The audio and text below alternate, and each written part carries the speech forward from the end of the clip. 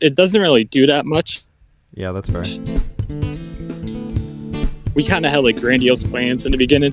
Kind of like, I mean, it's nice, but it's just kind of like there. Plans of turning it into like a writers' society or something? Yeah, like a kind of little writers' revolution. Oh, nice. I don't really know what we were gonna try and do, but yeah, well, I mean, it's still a nice little group, growing all the time. Yeah, that is true. Because how did Some you talented people too, like. Yeah, no, definitely. And what was the guy's name? Christopher? The one who's he's an actual, because he's a published author, isn't he? Christoph? Oh, Christoph, yeah. Yeah. I actually forget how I found him. I assume it's all just through Instagram and TikTok, etc., etc. Yeah, pretty much. Yeah, that's fair. Also, just a heads up, we are actually live now, so it's just soft intro, we're playing some music, just letting everyone settle in to everything existing. And, for everyone out there listening, you are listening to the musical stylings of Ronnie Limestone, one of our fantastic channel members. Thank you, Ronnie, for letting me use the music as usual. And yes, normally we do these on Wednesday evenings, but I wanted to have Nicholas Leonard on, who is the other voice you might be hearing right now, so I've decided to reschedule it to the former day of Thursday, just for today, so that we can have our special guest on. Which, big welcome to Mr. Nicholas Leonard. Thank you for coming on the show. I mean, I know you've been on the channel before, probably about, I think, 3 stories at this point. It was, what was it? The Starry Bride, that's the most recent one. Then there was The Mask of Connie Kazars and Looking for the Moon. And I think that's all 3 that I've done. Yeah. Yep. If I am not mistaken. But yeah, we will officially begin in about a minute and a half, so you're still good, no pressure yet. Yeah.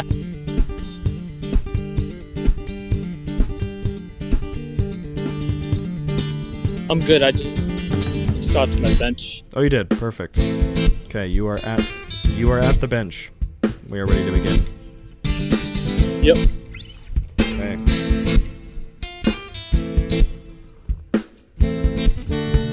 Start fading the music down a little bit. Perfect. All right, well, thank you everyone for tuning into Kallipolis Radio. My name is Rylan. I'm joined here today by the magnificent Mr. Nicholas Leonard, who we're going to be talking to a bit today. But I would like to begin, as usual, by just thanking everyone for supporting the channel, watching, subscribing, liking, etc., etc. And a big thank you especially to our channel members, Joshua Anolik, Torritz, Catherine McMillan, Dink Smallwood, my favorite name of the supporter, and Ronnie Limestone, who is the one whose music you are hearing right now that just ended. So big thank you to Ronnie for letting me use that music, and a big thank you to all the channel members. If you're interested in supporting the channel financially, you can, well, one, you can just watch it and watch an ad, and that gives me like 5 cents. Or you can support the channel. You don't need to. If enough people support the channel, I'll take the ads off. There's links in the description. You can figure that out. It's not a requirement. But thank you so much for the people who do support. It's absolutely not necessary, but I appreciate it more than you could possibly imagine. So, if I'd like to put this out there, if you didn't see the updates, which I posted on the Instagram, by the way, at Kallipolis Radio, you can follow me there. I'm also on Threads. I'm also now on Facebook, at Kallipolis Radio for all 3 of those. You can find me on all of them. Threads is like sharing quotes. Instagram is pictures and videos. The Facebook has like articles that I share, so a little bit less interesting, but it's got like psychological, philosophical articles that I just like and share them there. But you can find me at Kallipolis Radio on pretty much everything, except for TikTok, surprisingly, but maybe we'll get there someday. Otherwise, what was it? Right, so I am moving out of my current house into a new one in about 8 days, 9 days, something around there. So my recording studio will be deconstructed for a while, so I'm going to do some pre-recorded pieces before that, and just, release them over the next little bit, because I will be building a new recording studio in the new place. It's actually going to be much nicer than this one. I have a plan for it, but it might take me a little while to put together, so it might be a bit before I am back to regularly recording stuff. So there's just going to be, channel's going to slow down for about a month or so, probably, but working as fast as possible to get the other one up. But just, if you didn't see the channel post about that, that is what's going on. So it's mostly going to be Schopenhauer and I think Somerset Maugham for the pre-recorded stuff. So you can look forward to that. If you weren't aware, this stream did begin as Sober 2025, which then morphed into just this show because sobriety was a bit easier than I expected. But as of today, still no drinking, no smoking. It is 78 days without a drink and 56 days without a cigarette. I really wanted cigarettes yesterday and this whole week, but I did not. Anyway, yeah, it sucks. I want them often, but I'm not going to have them. So that's the update. Sobriety is hard and annoying, but, feel good, sleep better, etc., etc. Anyway, we have a special guest here today, so enough of that. Everyone, welcome Nicholas Leonard to the channel. Nicholas, how are you doing today? Good, and you? I am doing fantastic. So, before we begin, I know I obviously follow you on Instagram. If you have anything you'd like to promote, go ahead, let me know now. I know you've got some news stories coming out on other channels, so if you wanted to shout out those channels or put them in the, if you want me to put them in the chat for the video as well, just let me know what have you been up to, what's going on. Well, yesterday, Lacey Portney's Bears came out. That's like a hour-long short story, kind of like a critique on the whole, would you rather be in the woods with a man or a bear internet debate. And then this narrator from Greece, she narrated Rain on Soulmate Street on Monday. Okay. So that's out too. And what are the names of the channels that we can find those on? Adam Liminal, he did Lacey Portney's Bears, and I'm probably going to get her last name wrong, but Naya Dalmacue. Okay.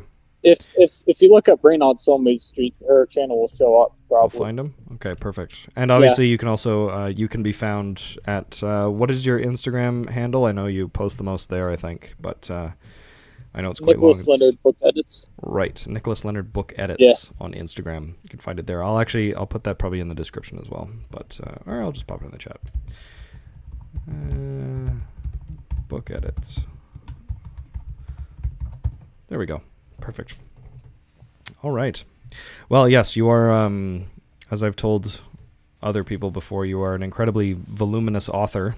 I am quite usually impressed by how much stuff you just managed to write, because I know I do write a bit too, but it's always much, much slower paced than you, which haven't you written like 3 novels in the past 2 months? Yeah. And the one I'm working on now, that's probably going to end up being another novel. Okay. What's the current one you're working on? It's as of now, it's called The Heart of Argyle Godfrey. Okay. It's at 26,000 words right now. Nice. At first, I thought it was going to be like a short story, but it kind of took on a life of its own so far. As they do. Yep. Yeah. Do you ever find when you're writing, because I know I have this a bit, where you develop a character and then you find the character kind of takes on their own life and then they kind of drive the story forward and the story sort of changes from what you originally thought it was going to be? Yeah, I think that's the best kind of character, the ones that kind of come to life. Yeah, and then they end up sort of just taking the story in their own direction. Yeah, they kind of do the hard work for you. Yeah, a little bit. I had that with, I wrote a novella about, what was it, 2-3 years ago now? And I remember I came up with the characters, the premise, and then started writing. And then basically halfway through, I was just, as the characters are, kind of interacting with each other, the plan I had for the story just kind of shifted. Like, it stayed in the same general lines, but the ending changed just because as the characters kind of developed over the course of 50 or 60 pages, I was like, you know what, I don't think this character would end up doing this. And so it's you had to change the way that the story is going to end, just because as the character sort of starts to live and breathe on their own, they just, that the way you originally planned the ending is not something that character would actually do. Yeah. You kind of did it the right way right there. Yeah. Now, I have known you for about, well, because I think you found my channel. Was it called Kallipolis Radio when you found it, or was I still under the name of Ryland Doublestein Narrations? I can't remember. I'm pretty sure it was Kallipolis Radio. I think I found you through one of your Somerset Mom stories. Right, because I changed the name probably about last May or so. So it's about a year ago that it was renamed to Kallipolis Radio from. Well, at first my channel was just called my name. It was just Ryland Doublestein. And then when I started recording things, I changed it to Ryland Doublestein Narrations. And then I rebranded to Kallipolis Radio about a year ago. It was like last spring. And I know I think I had like 400 or 500 subscribers or something when you first sent me an email, which was funny. I almost missed the original email that you had sent me because it went to my junk folder, and I check my junk folder about maybe 2 or 3 times per year to just clear it out. And I happened to go into my junk folder like 2 days after you had emailed me and saw that there, and I was like, oh shit. And then I got back to you. So it just turned out to be very fortuitous that we ran into each other. Yeah, good timing. Mm-hmm, it was. But I was going to ask, so like when did you, I mean, I know you have a lot of short stories, obviously, because the very first email you sent me, I think you attached like 6 or 7 different short stories onto it. But like when did you first start writing? I've kind of always had a thing for it, but I didn't really like try to get into this on a quote unquote professional level until like 6 years ago. Okay. And as for short stories, I didn't really start writing those until I came across channels like yours that were reading Somerset Mom. Oh, so it's only stuff. So short stories has only been about like a year or so. Yeah, pretty much. Yeah. Oh wow. Okay. Oh, I didn't know it was that recent. I thought I assumed you had been doing this for like a very long time. Yeah. No, I was kind of learning the ropes of writing short stories as I was writing them and sending them to you for like the first few months. Oh yeah, that's fair. Yeah. And so you always enjoyed writing then, to an extent, like in school, doing writing projects, things like that? Yeah, like during math class, I used to just write on my Chromebook instead of doing math whenever I could get away with it.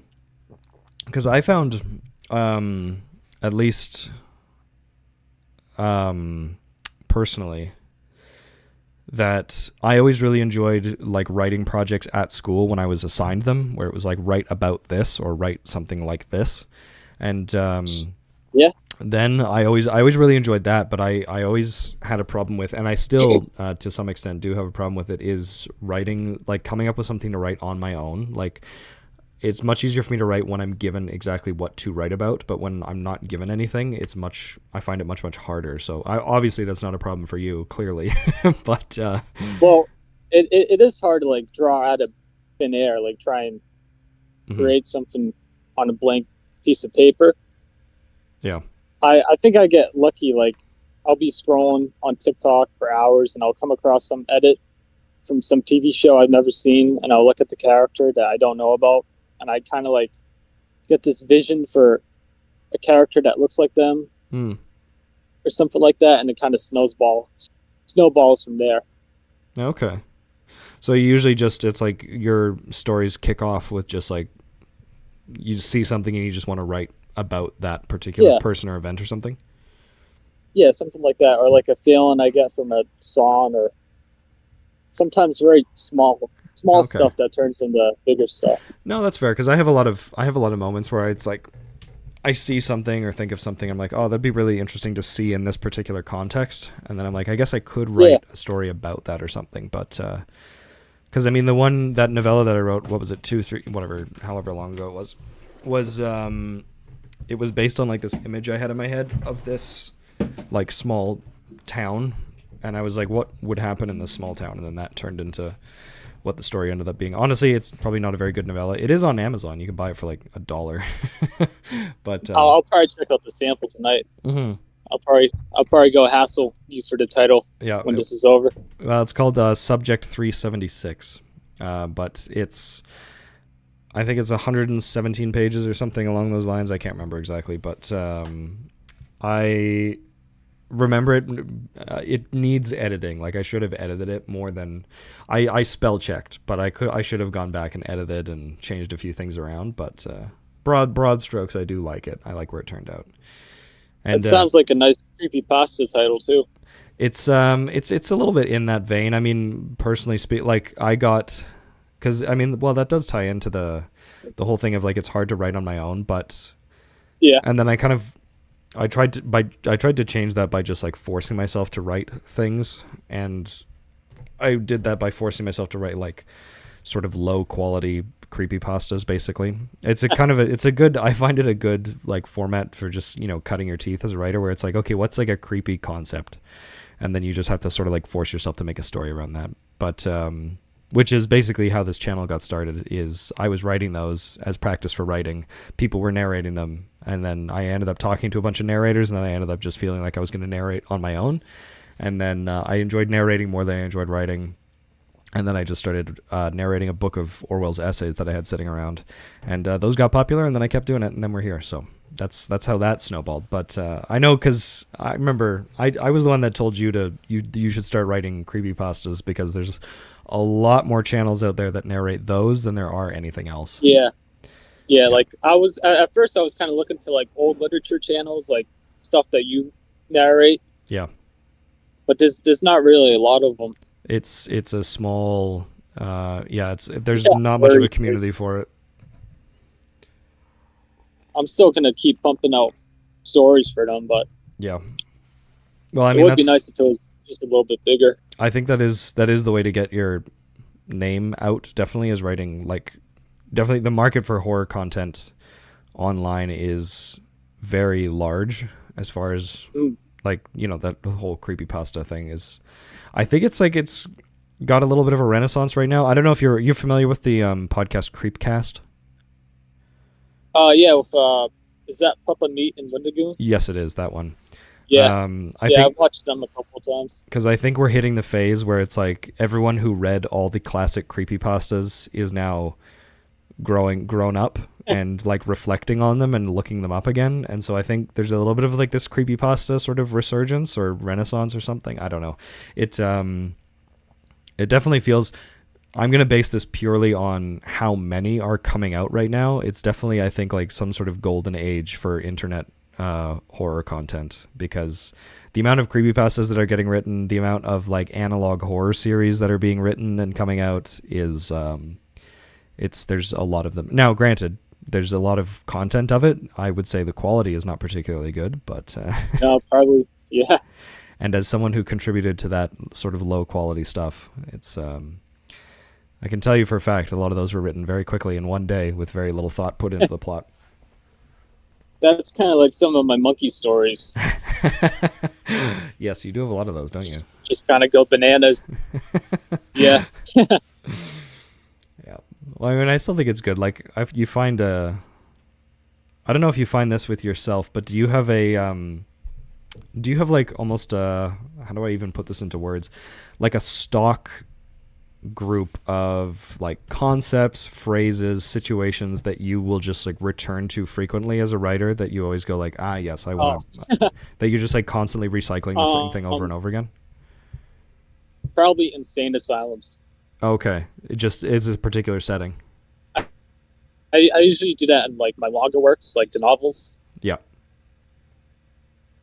Because I have, but yeah, for me, one that I've recycled a lot is like Weird Small Town, which, I mean, it's like, that's a classic trope. That's a classic, yeah. Yeah, it's like the novella used that. It was like Weird Small Town, and then Weird Rich Guy is another great character who's like, because it really helps you just like move the plot forward, where it's like, how is this happening? Oh, there's a guy with a lot of money. Why is he doing this? Because he's weird. It's a great, I feel like weird Rich Guy is a great plot device for, for moving a story along if you need it to. That's interesting, because I don't think I ran into a lot of stories like that where there's some entrepreneur that's spending his money on something weird. Yeah, well, because the premise of the novella is that there's this old coal mining town, and basically, Eh? Is this the one that you sent me a couple Uh, weeks or months ago? Maybe I might have sent you a link to it, but it's like it's this old like small coal mining town, and basically like there's no industry there, there's nothing going on there anymore, and the only thing that keeps it going is basically there's this like weirdo millionaire that lives in like a mansion just over the mountain from the town, and his family basically owned the entire town, and he just like he uses it. Well, I won't spoil anything, but yeah, go read. To everybody, go read Subject 376 on Amazon if you can even find it. I don't know how you would. Because I don't know if it even comes up when you Google it. I'm curious if it does. But I assume that's pushed quite.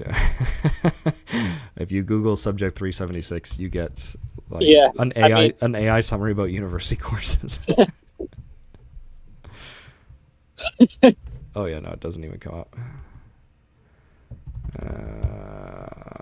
Yeah, the Amazon market seems to be very oversaturated, like with self-published authors. Yeah, well, I mean, you can because you can put up anything you want on there. Is what I learned from the process. Is you just basically go, it's like, here's a Word document with whatever. Here's how much I want to sell it for, and they're like, all right, you're approved. Like there's no vetting whatsoever. Yeah. And then catastrophic, I think. What, Amazon like self-publishing market? Yeah, and I mean, I guess it has its positives too, but it's just kind of oversaturated. True. Right, I guess. Well, I mean, I would think that Amazon is probably a bad like marketplace for self-published books, just because there is zero quality control or whatever. But I mean, I think it's great for like if an author or something which like has a following already, then it's a great sort of system for them where they can put up the thing. I think you get like 80% of the proceeds, or 70 or 80%. Like it's a large percentage, which is nice. So if an author can build a following doing something, like if you can build your following through some sort of like through a YouTube audience or just people knowing your name, then you have your website or your Instagram, whatever, and then you just link it directly to your Amazon store. It's like it's a great. It's not a good marketplace to like go looking for books, but it's a great place to, I think, purchase books from authors that you know and who can just self-publish with like zero overhead costs. Like I think it's great for that. Yeah, that is a very good, compelling reason to go that route, especially if you have followers, like you said. Mm-hmm. Well, because I know you were sort of looking into the more traditional like publishing world recently, weren't you? Oh yeah. Yeah. That's an even bigger nightmare, kind of. Like how did that all go? Just because I know there's like there's this little like printing press sort of business in the city I'm in, Edmonton, Alberta, and it's like a little local place where basically like you can pay to have your book like basically edited and then like physically printed, and then people can walk into this publishing place and purchase these books that people have paid to have published. But then it's like, so, and then they put your book on their website, they put it in like a little store that they have in the actual printing press building. So it's like you're basically paying to have it there, and if your book is popular enough, like I mean, you'd make money, but largely speaking, I just think it's like a service for you to have it physically published. And I mean, obviously they have no quality control aside from just if you're willing to pay for it, but they offer the editing service. But like, what was the extent that you engaged with the sort of publishing world? I went as far as I could with it, which is just like you send a query. They call it query letters. I was sending query letters to every agent I could find on this website called Query Tracker. Yeah. And I queried 2 novels and a novella. Mm. And I know it was no real responses, or like, did you get anything back? Well, I got 2 like personal responses back. One of them was an agent trying to sell me a webinar on how to write a query letter. Mm-hmm. So I kind of ignored that one. That's fair. And then the other response I got back was when I was querying the novella, and they got back saying they had to reject it because they thought that editors weren't going to take novellas. Oh, really? Yeah, and the rest of it was all like polite, but obviously copy and pasted rejection responses. Oh, that's fair. Yeah. Well, I mean, Sorry, go ahead. I mean, they do have a lot of volume. They do have a lot of submissions to go through, so Oh yeah, it's I'm probably sure. hard to write like a proper personal feedback response. And I bet you some of those companies are probably just like they're having an AI look over what you submitted them anyway. Oh yeah, I bet you some of them are. Like there's probably definitely at least with all of them, I bet an AI is at some point looking over your whole thing and giving a report to someone who then decides if they even want to bother to look at it. So yep. I also hear that a lot of these agencies will use like interns, oh really? which I mean is good, but I mean, how how much can you trust an intern? Yeah, exactly. It's just their like unpaid random opinion on the thing. Yeah, But well, I was gonna say it's because I feel like now, granted, the only bookstores I really go to are used bookstores, so I don't know. But the last time I was in a, because it's not called Chapters here. I think it's called Indigo now, technically. Although it was like Indigo, Chapters, and some other place were all merged into one company. What's it called in the States? probably Barnes and Noble. Barnes and Noble. I think it is owned by them. In Canada, our version of Barnes and Noble is like Indigo, is what it's called. But so I went into one of these, like, I think it was like around Christmas time. It was after Christmas, but probably in January or something. I remember going in there and I was surprised how much stuff is just not books that they sell. Like the whole center of the store was like blankets, like kitchen stuff, like just weird thing, like little knickknacks and stuff. Obviously because like I think the traditional um, bookstore industry is not doing particularly well because everyone just buys their stuff on Amazon. But Yeah, I do think used bookstores, I mean, I only really go to used bookstores if I want to buy books. I mean, I think used bookstores are still doing great because people love them. But like a bookstore that only sells brand new stuff, I think is a bit of a dying business. But I can't remember what my point was. Oh, my point was when I did go in there, I don't think I saw any novellas on the shelves. It was all novels. yeah. And there's a lot of great novellas too. Yeah. It's kind of unfortunate. The one, like, because I don't know what it is with just like the preference for that way of consuming content, where it's like there were a few I saw that were short story collections, but I didn't see any novellas. It was just like short story collections or a novel. That was basically it. Yeah, we're definitely limiting ourselves by kind of ignoring the novella. Yeah. And then a lot of like, free form poetry, which I honestly am not a huge fan of. So What's free form poetry again? Is that like there's no no? there's no fixed like beat or measure or like Oh line yeah. restrictions or anything. Like the what's her name? It's like Rupee whatever. Oh my God! That Don't even get me started. that nonsense. Where it's Yeah, like a lot of it is just based on like how you put the words on the page, things like that. I'm sure someone loves it. I've flipped through them and I'm like, this is dumb. Why is this yeah. one famous? They kind of just press the enter key. Yeah. Well, it's because I remember even hearing it's like there was, I can't remember what her name was, some famous YouTuber with the millions of subscribers put out some poetry book and apparently wrote it in like 2 days. And it's like, Who oh was yeah, it? Gabby Hanna. that sounds right. That sounds right. Or Gabby Hanna or one of those like Gabby Hanna-esque types is kind of I think what it was. Something along those lines. But yeah, I'm not a big Yeah, fan of that poetry. Well, because you write a lot of sonnets, right? And do you stick to yeah. do you stick to the like strict form of sonnet, or do you play around with it a little bit? No, I tried to do my best with the iambic pentameter and the Oh, you do? Okay, wow. So 14 lines. Yep. you stick right onto it. Okay, that's Even when I'm writing something, like I'll try and sneak in a little bit of iambic pentameter into yeah. like a story or something. Yeah, that's fair. No, I do. I enjoy that. I have trouble with like the syllable counts and things like that. I usually try to. I like going with a structured rhyme scheme. So I enjoy a Yeah, structured rhyme scheme. But usually the only thing I try to do is like I just say it out loud, and then if it sounds good, I write that down. So I guess in some way I'm probably counting syllables, but not consciously going like 1, 2, 3, 4, whatever. I'm just like say it out yeah. loud, and if it sounds like it makes sense, then I'm like yeah, write that down. So I always That's probably good I'm enough too. I'm always reading my poetry out loud when I'm writing it, so and then it ends up sounding better. Like if I can't read it out loud and have it sound good, then I've fucked up something somewhere. But I usually don't have like any of the technical knowledge to know what I did. Like I don't know if I'm off on syllables or if I have a weird like rhyme scheme or something. I'm just like, yeah, sounds weird. Got to fix it. I'm just going to run to the bathroom quickly, so I'm going to pop on our little picture that says back in 5, which is, where is it? There it is. Okay, perfect. So put on the little interim music, and Kallipolis Radio will be back with Nicholas Leonard in about 3 to 5 minutes. Thanks for listening.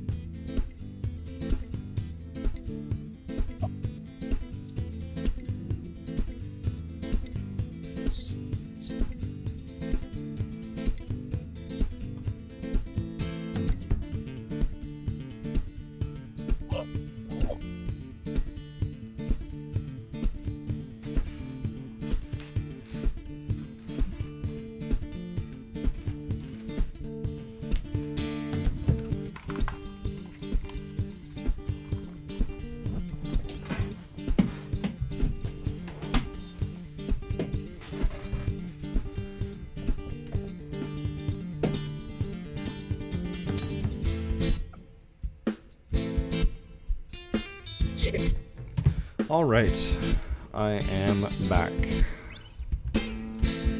I'm watching the live stream right now, live. Oh, you are? Yeah. Yes. How does the music sound again? Thank you, Ronnie Limestone, for your lovely music. It sounded pretty good. Fade that out. Perfect. All right. Well, we are back for the second half of today's show. Apologies, everyone, for canceling last week's, but my voice sounded awful and I was a little bit sick, so got canceled and moved to today. But maybe we'll have an extra stream at some point to make up for it. Anyhow, we're joined today by Nicholas Leonard, and before we begin, I'd like to thank our channel members, Joshua Nolik, Torritz, Catherine McMillan, Dink Smallwood, and Ronnie Limestone. If you're interested, you can find more information linked in the description below about joining said channel and becoming one of those very many members. But otherwise, thank you all for liking, sharing, subscribing, etc., etc. Anyhow, back to our discussion. We were talking about Amazon and... Yeah, and the poetry, what's it called? Oh, right. Free-form poetry. Right, yes, the difference in different types of poetry. Because I know, you're a big sonnet writer. Or at least you were, as far as I know. I don't know if you've written a lot recently. I mean, I haven't had knack to do so in a while, but I think I wrote 160, so I'm kind of bent. Yeah, because I know you have that. It's one of the pinned posts on your Instagram where it's got like all of the sonnets stuck to the wall. Yeah. Actually, I used that picture for the cover art for Looking for the Moon.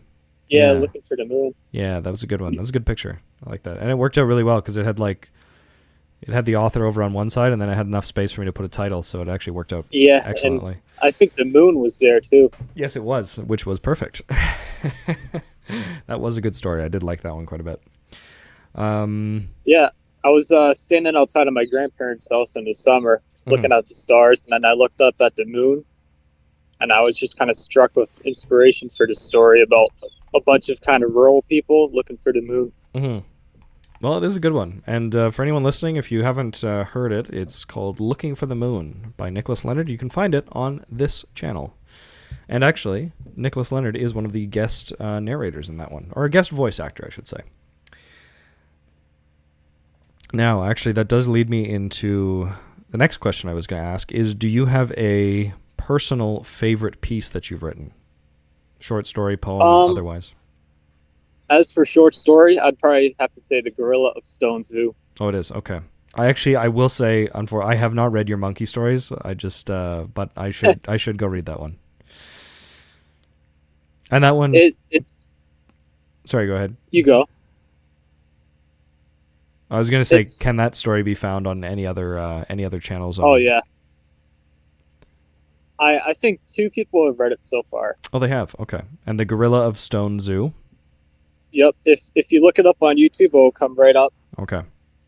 All right. Well, I'll have to go listen to that one when I'm moving more stuff later. Basically, right after this, I'm gonna keep moving furniture into the garage of the new place I'm moving. So, I came home to do this, and then I'm back to moving shit over there. So, it's a nice little break on my. I have Thursdays and Sundays off of my job, so today's the day I go get stuff done. Oh, nice. Yeah. But Gorilla of Stone Zoo, and why is that one? Can you synopsize it? Why is that one your favorite? Well, probably for 2 reasons. I used to go to as a kid, we would go to the Stone Zoo in Stoneham, and my dad used to always joke about how all the animals were fake, and like there were squirrels in costumes and stuff like that. The squirrels were in costumes? Yeah, it was just like one of my dad's kind of crazy dad theories. Okay. Wait, and then, sorry, hold on. That, like, there were people wearing squirrel costumes, or, like, everything was a bunch of squirrels wearing costumes? Like, the whole zoo was operated by a bunch of squirrels. Oh, squirrels. Okay. Yeah. So the whole zoo is squirrels. That is an interesting theory. Yeah. Okay. So, that, and I don't know if you watched SpongeBob as a kid, but there's this one episode where, for no reason, there's just a gorilla underwater. Yeah, I remember that one. I remember the image of the gorilla. Like, as soon as you said that, I was like, holy fuck, there's a gorilla episode of SpongeBob. And I can't remember anything that happens in it, but I do for some reason remember that there's a gorilla in one of the episodes.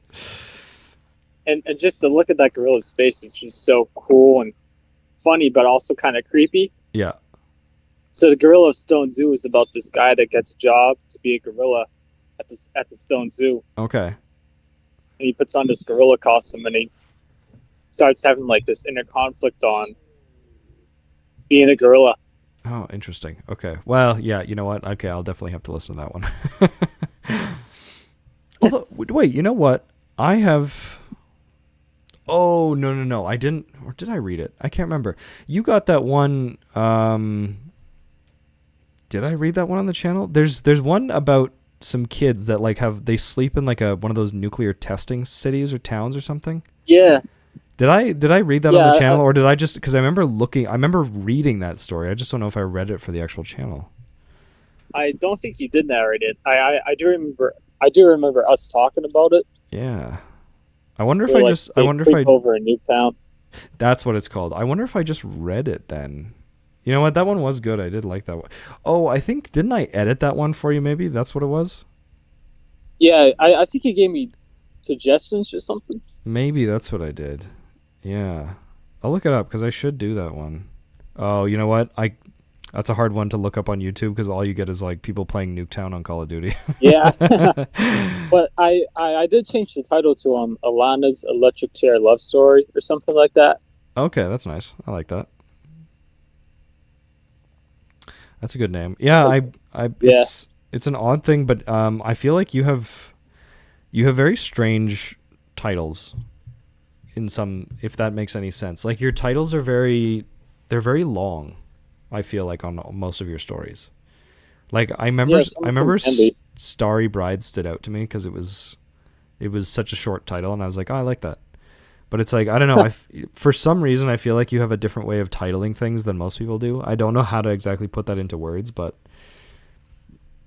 yeah. To be honest, I don't really know why that is. Okay. It's just like they're very long and they're very like specific.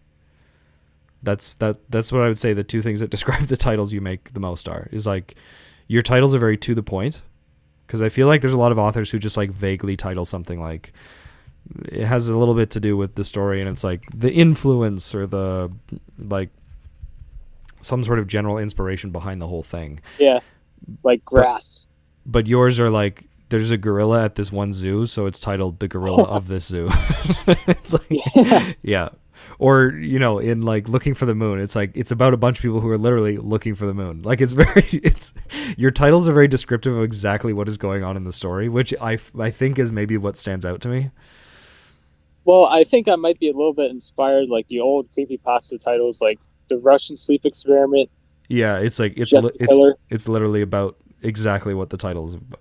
Yeah, the title is very, very direct and to the point. And I think maybe that's what stands out to me is like your titles are very direct and to the point, and I don't think I'm used to that with most stories.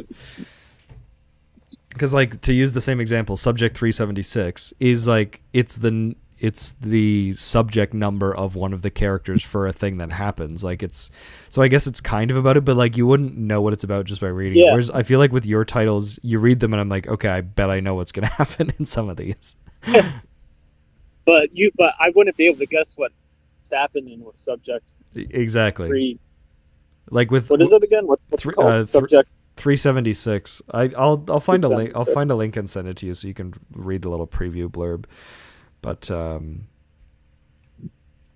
yeah, no, your titles are very direct. That's all I'll say. Yeah, for the most part. For the most part. That one of my favorite ones? Is the Fodder Calabasas versus the Gigantopithecus? Yeah, that one's very direct. To the point. Yes, it's like okay, I know exactly what's going to happen in that story. You get the nice verses in there to. Yeah. See, it's going to be a fight. Because what's the title of Reggie's novel that he's writing? Love's Ascension. Right. I like the from what I've read of that one, I do like that one. I'm excited for him to actually finish it so I can read it. It's very flowery and elegant and prosy. It is, but I like that stuff. I'm a big fan. I really like his writing style. Yeah. Although I think he said he's a third way through it, I think. Jesus. Okay. Yeah. Well, he'll be done in about 8 years then, I imagine. I feel like he writes like one page every week. Yeah. Like him and you and him are the polar opposites. Yeah, we're kind of like the tortoise and the hare. Yeah, exactly. You write like 5 short stories a week. He writes 1 or 2 pages per week for his colossal novel that he's working on. He's like, do you know Marcel Proust or Proust? Yeah, I was just gonna compare what's it called, Search of Lost Time. Yes, he spent like what was it? I read a biography on Proust. I like Proust, but I think the correct pronunciation is Proust, but I like Proust better. I read a biography of him not too long ago. He spent forever writing that book. And it wasn't even, and then like I think the whole thing is like 2,000 pages and he wasn't even done when he died. Like it was sort of done, but he was basically like he was going over and rewriting tons of stuff as he would edit and like publish them. And it took him forever to finish what he did. And then, as he was like sending them to the publishers, he was always like revising and re-editing and changing everything. And so basically the last like 5 novels in that series, technically it's one book that had to be split into 7 books because of how big it was. But I guess like the last 5 are basically just compiled by his friends after he was dead. Like they had to finish it off and edit it sort of what they thought. Because he only edited the first like 2 or 3 before he died.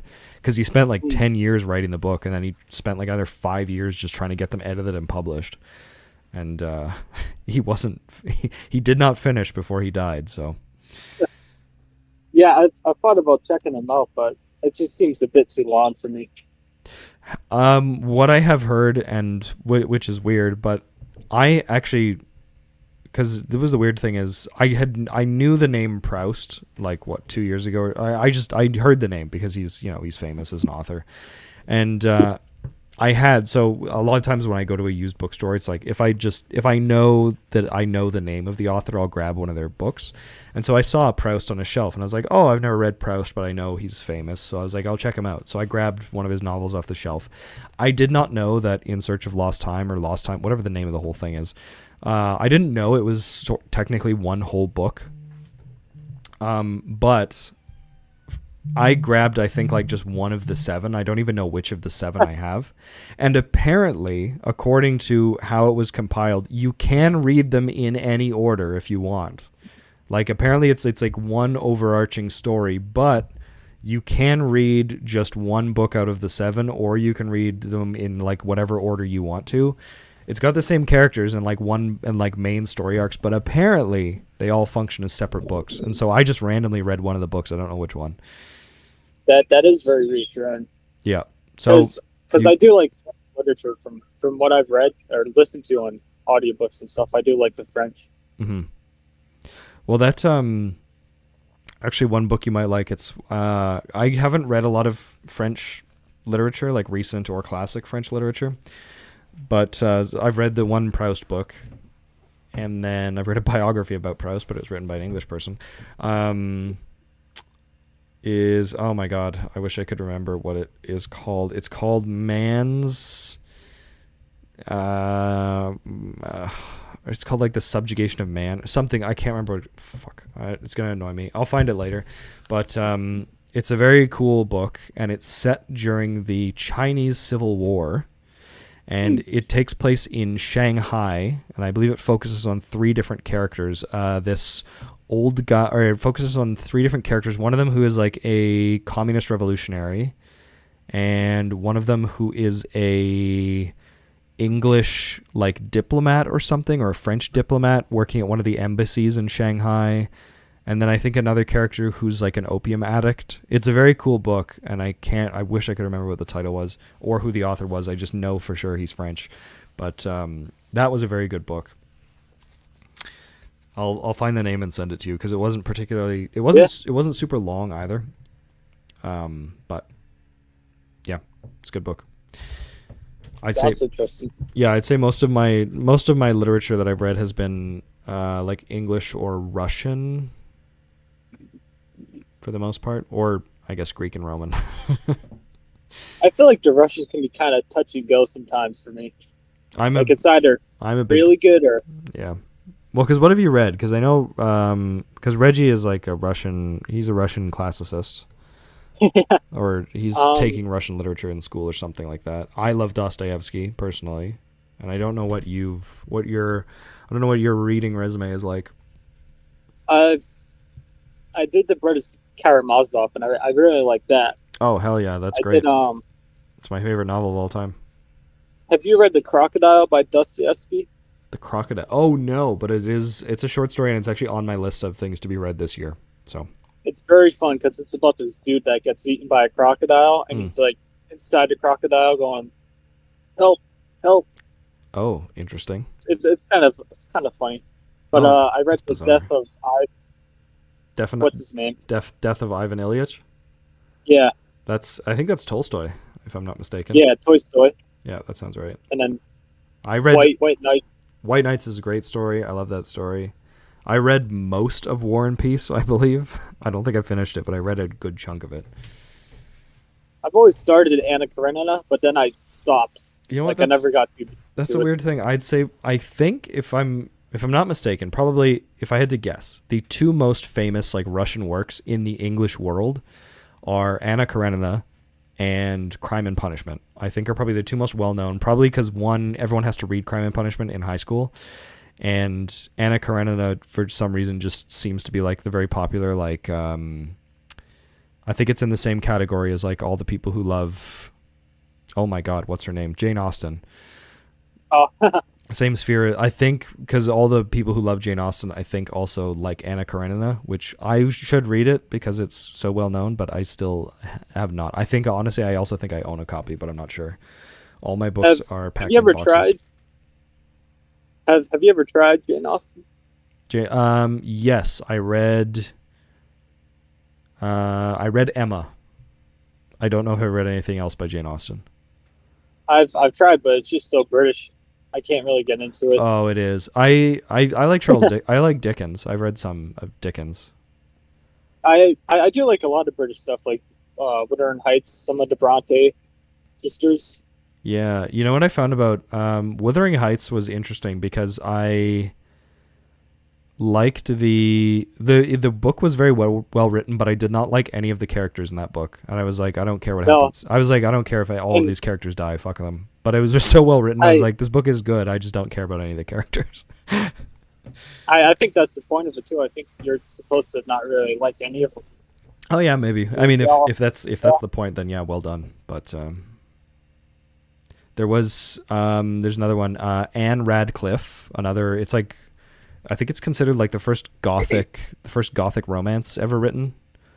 But and when I say romance, I mean like romance in the classical sense, not like a romance novel. But The Mysteries of Udolpho is a very good book. That's by Anne Radcliffe. I'll have to look that up. Right, I've been listening to The Birthday of Romance by Nathaniel Hawthorne. Oh, Nathaniel Hawthorne. Oh yeah, because I've read him on the channel. That's why. I think he's American though. Yeah, he is Massachusetts. Oh, nice. There's another English author of Henry James is boring as hell, as far as I remember, because I tried to read The Golden Bowl and I could not finish that. That was so tedious. I could not finish. Henry James is I know he's classic, but not on my list. I don't really like Henry James. There's another one too that wrote. Fuck. I own Middlemarch, but I haven't read it. George Eliot. And then there's this other guy who wrote... Oh, Tristram Shandy is a great book. I love that book. That's very funny. If you haven't read Tristram Shandy, I'd recommend you read that. It's like one of the earliest novels ever. Very good. I'll have to look that up. It's a very famous book. It's like it's one of the first like comedy novels also. It's about this guy named... It's called... Like the full title is called like The Life and Adventures of Tristram Shandy Gentleman. And it's like a book from the 1700s about just like this, and it's like just this weird. Basically, it's like quote unquote written by Tristram Shandy. It's not. It's written by like the actual author, but he's like, you know what I'm talking about? The type where you're writing a fictional biography of a character. Yeah. But it's as if the character is writing their own biography. Anyway, it's like a fictional autobiography of this guy Tristram Shandy, and he's trying to tell his biography, and he constantly gets sidetracked, and he doesn't even like. I think he reaches age 6 by like page 400 because he just keeps going off on these tangents and like all these weird other stories. It's a very funny book though. But yeah, that sounds funny. The problem is like very 1700s language, so it can be really dense to read at points, but. If you're good with older speak, then it's not a big problem. Yeah, sometimes it's endearing. Mm-hmm. Yeah, it can be. Sometimes it's a bit much, though. Yeah, no, that's fair. It depends. It really depends on what it is. But Tristram Shandy was all right. I mean, I liked it, but it was dense in parts for how it was written. Anyway, enough about random books. Let me get back to the actual things that. We're on topic for today, since seeing as we only have about 10-15 minutes left. But obviously, I don't think writer's block is a problem for you, based on what I've seen. I know it's a problem for a lot of people, but what would you say? Like, what's your writing process? Like, how do you? Because you mentioned earlier that the way you get your inspiration is just kind of like random people or events or things that you want to make a story about. But like, do you force yourself to write? Do you just sit down and it comes naturally? Like, what's your writing process like? I think I've trained myself pretty well to just sit down and just write. Okay. And if I don't have it flowing, then I'll close my Chromebook and I'll do something else for a little bit for like maybe couple of minutes, like I'll go and make a cup of tea and come back and try and write again. So you type everything, you don't handwrite? No, yeah, I type. Computer, yeah. And do you listen to music at the same time, or do you just nothing but writing? Yeah, music. Music? Okay. I'll listen to whatever fits the mood of the scene or book. Oh, interesting. Okay, because I find the problem is if I put on a playlist, then it's like I feel like my writing changes by song, or like per song. So I find if I'm writing If I'm writing, I have to have nothing else, like no distractions, no music, no nothing. Yeah, the song that you put on, I think it definitely does play a role in your mood and Oh the yeah. writing. Yep. I think music definitely influences how you end up writing stuff, for sure.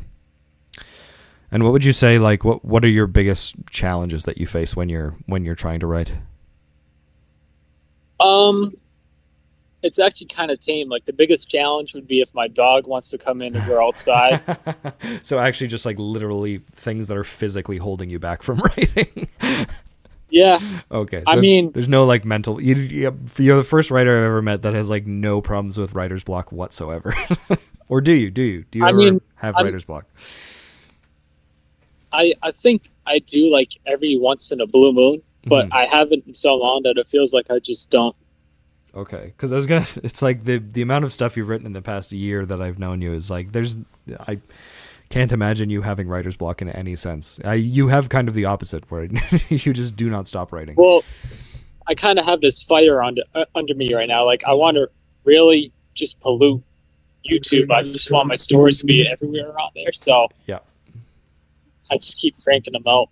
So you just have to keep writing because you just need everyone to Yeah. know the name. Yeah, it's like a kind of a world domination, but in a good way, like I see. through literature. Well, that does lead perfectly into my final question, which is like, what are your future goals with your writing? Like, where are you heading with this, or is this just a hobby? Um, it's definitely not just a hobby. I'd say as of now, the big goal, like last month, I would say would be to get traditionally published, get an agent, but that's like kind of impossible now. Sure. So as of now, the big goal is to get like some of these big YouTubers like Dr. Creepin, some of the big creepypasta YouTubers to read some of my stuff. Mm-hmm. Maybe pitch some of my novels to them. Yeah. Yeah. So I say that's like the big thing now.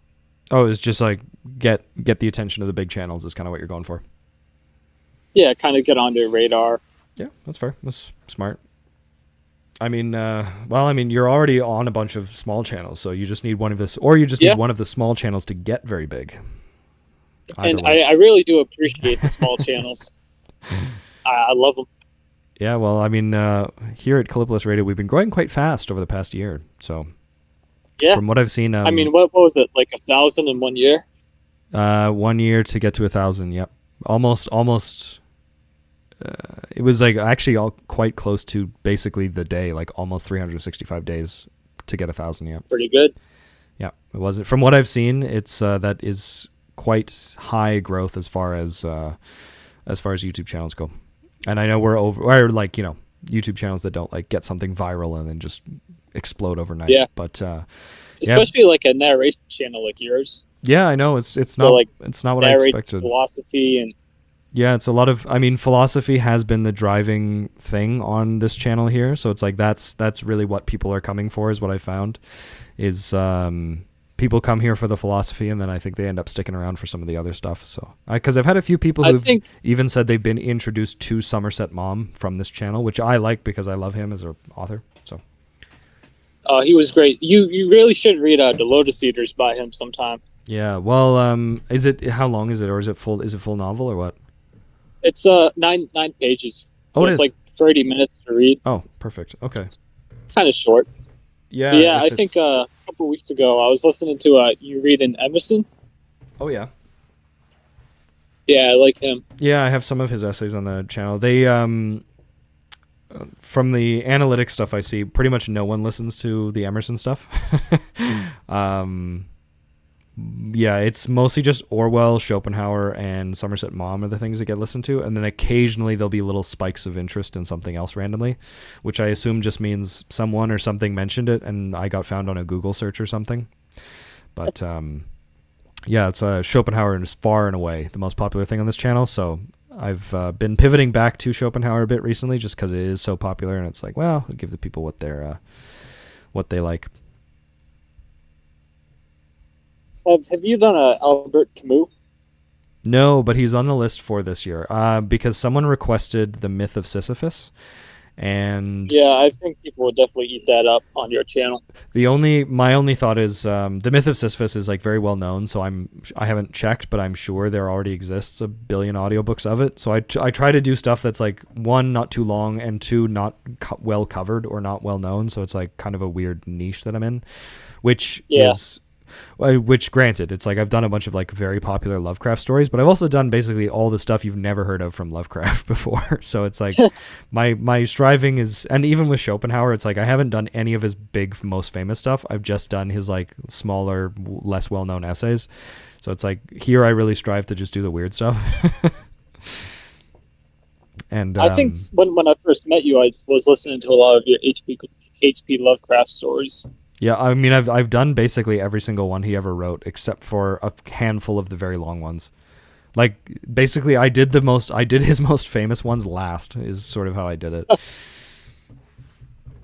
But I still have like 2 or 3 more big HP Lovecraft productions to do, because I really do like doing his stuff. It's a lot of fun. But I think I have At the Mountains of Madness, and then 1 or 2 others. I can't remember what they are, but the Myth of Sisyphus, the Camus one, is actually on the list for this year. So I would like to do that this year once I have my new better recording studio set up, which I think it'll be good. It's gonna sound, I think the sound quality will be a lot better. So hopefully it'll be nice. But I'd also like to, obviously, I mean, I want to do a big, I don't know if, I'm sure I've discussed this with you before, but one of the goals is to like have a larger audience once that comes around in 2-3 years time, and then be able to like really build a community that's kind of around, you know, less well-known authors, smaller time authors, local authors, and just like smaller stuff like that. So for now, I think a big part of it is just building that platform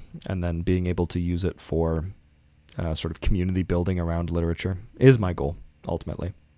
Yeah, that is a good goal. I like that. Yeah. So we can continue to work in tandem as we both seek to take over YouTube. You by being known, and me by having a gazillion subscribers. Yeah. Yes, but well, that is an hour. We have done it. Oh. I think we made it. I mean, didn't really feel like an hour. That went by quite quick. But that was pretty good. Yeah, it was. Thank you so much for coming on. Obviously, I'm sure I'll be talking to you later today. But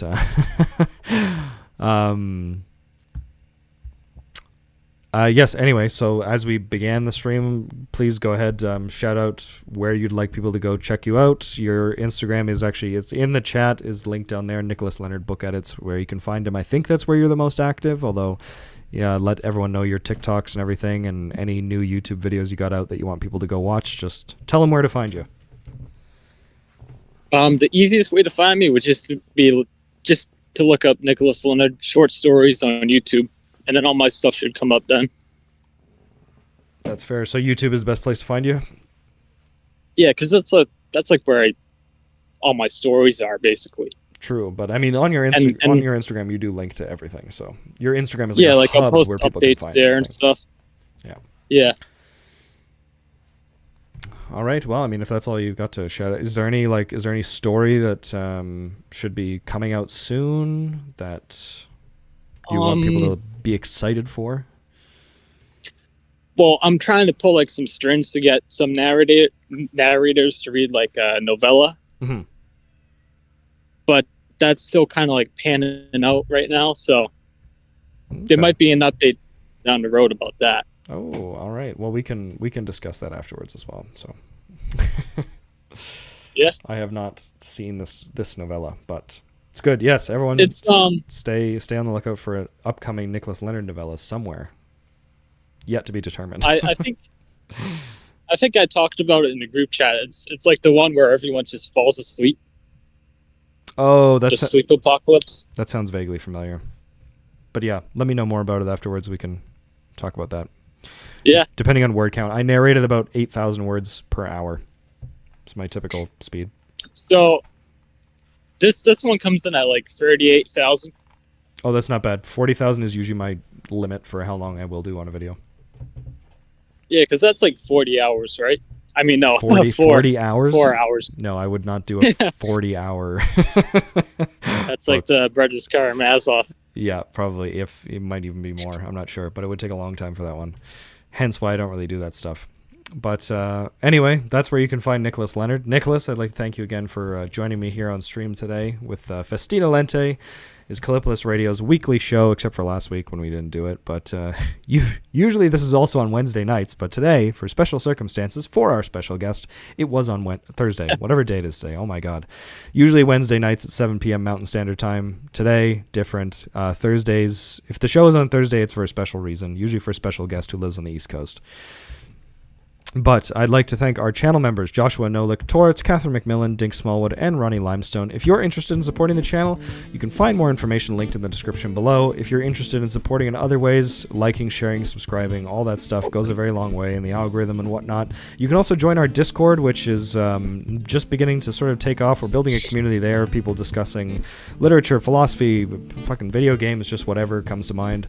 It's a fun place. There's nice people in there. You can come check us out on the Discord, which is also linked in the description below. But big thank you to all the channel members and to everybody. And we will see you here next week, or technically 6 days, because it'll be on a Wednesday, back to the normal scheduling. So anyway, thank you, Nicholas, and thank you everyone for listening. We will talk to you soon. Goodbye. Thank you too.